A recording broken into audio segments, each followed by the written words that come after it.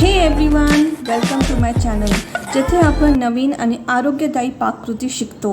आज आपण बनवणार आहोत एक स्वादिष्ट आणि पौष्टिक रेसिपी, दुधी भोपळ्याचे थालीपीठ। चला तर मग सुरू करूया। दुधी भोपळा खूपच आरोग्यदायी आहे। यात भरपूर पाणी, फायबर आणि व्हिटॅमिन्स आहेत, जे आपल्या शरीरासाठी खूप चांगले आहेत।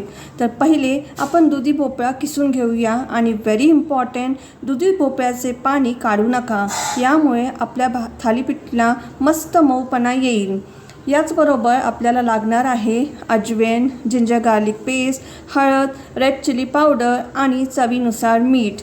हे सर्व आपण एकत्र मिसळून घेऊया। पाणी आपल्याला लागणार नाही, कारण दुधी भोपळ्याचे पाणी ऑलरेडी आहे।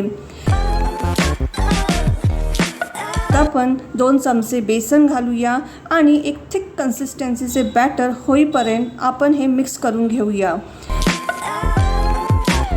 बॅटर रेडी झालेले आहे। त्यात 1 चमचा तांदळाचे पीठ घालूया आणि मिक्सचर एकजीव करून घेऊया। तव्यावर तेल लावून हे मिश्रण तव्यावर पसरवा।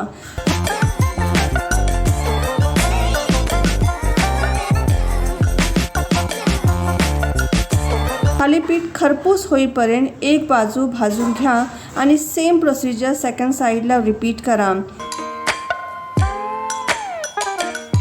पहा किती सुंदर दिसते।